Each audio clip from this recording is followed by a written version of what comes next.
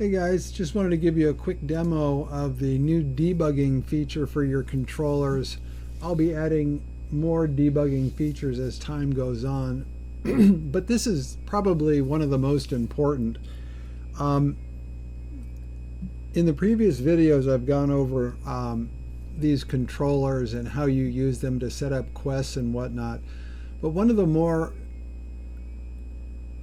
commonly used features, and one that really requires a viewport into what's going on, is the branching.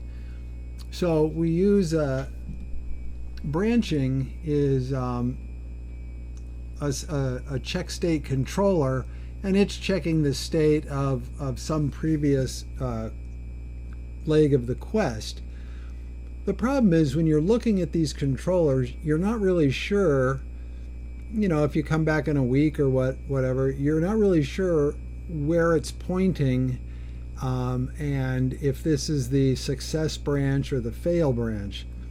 So the first thing I did was, most of your controllers, when they're able to fire, when they're able to execute, they'll have something up here called link, which is fine for most controllers. It's just telling you where this controller links.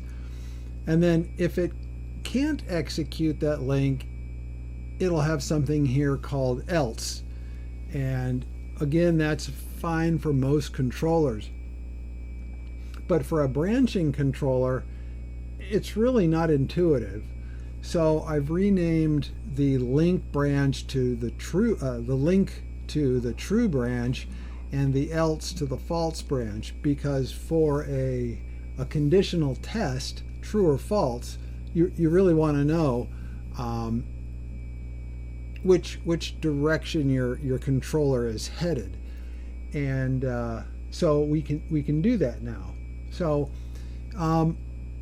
underneath, these are still link and else, which are necessary for the underlying system, but for the game master, these have been renamed to true and false, so that you can easily see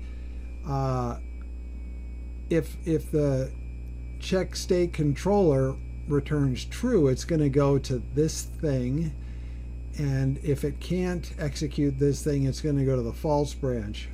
Okay, so that's part of it.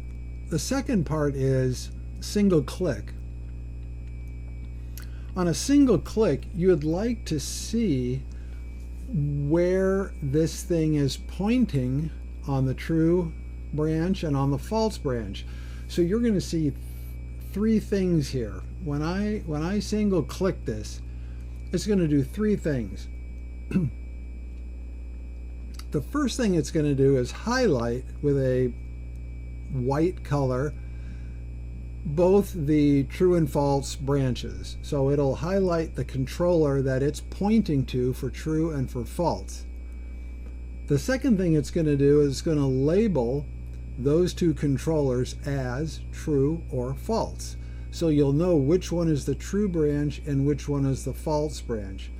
And then finally, down here in the system message area, it's going to tell you the serial numbers of the true branch and the false branch. Okay, so I'll do it a couple of times because you only get a couple of seconds to visualize it. So here we go. So you're going to look, you're going to see the two branches here light up. You're going to see them labeled as true and false, and you're going to see their link information displayed down here. That is the serial numbers. Okay, so let's say we come in, we're trying to debug our controller setup. We want to know how this check state controller is branching. All right, here we go.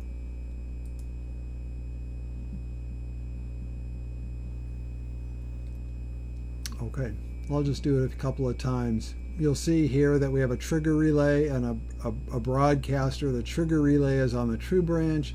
The broadcaster is on the false branch. these are the two controllers that are branched to. They will highlight, and they will also be labeled true and false. Let's go.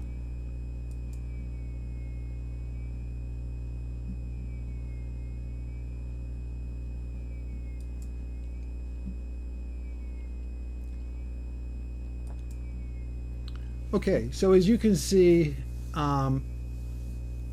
this will be a big help when you're trying to debug these controller chains that have, in this case, I think I have 14 controllers. You might have many more than that. And the thing that is tricky is the branching logic. So for instance, for example, if we look up here, we have a broadcaster and a music controller and a state controller, and these are all controlled here by the trigger relay. The trigger relay just executes this, and this, so that's not really hard to debug. If you look at the trigger relay, it's got three serial numbers in here, and that's this one, and this one. So once you get to this point, debugging the rest of the chain is really straightforward. The tricky bit that we're solving here is when we branch, how is the branching working? And this tells you how the branching goes. So on the false branch, we have a broadcaster. So if this fails to, if it checks the state controller and it's false, it just goes to the broadcaster, and we have a little message here that just says, you failed. You haven't finished the first part of the quest, whatever. If the check here to the state controller succeeds, we're going to go over here to the trigger relay, and we just learned that the trigger relay is just going to execute the music and the messages and then complete the quest. All right, so that's really it. I hope you find this useful. Bye.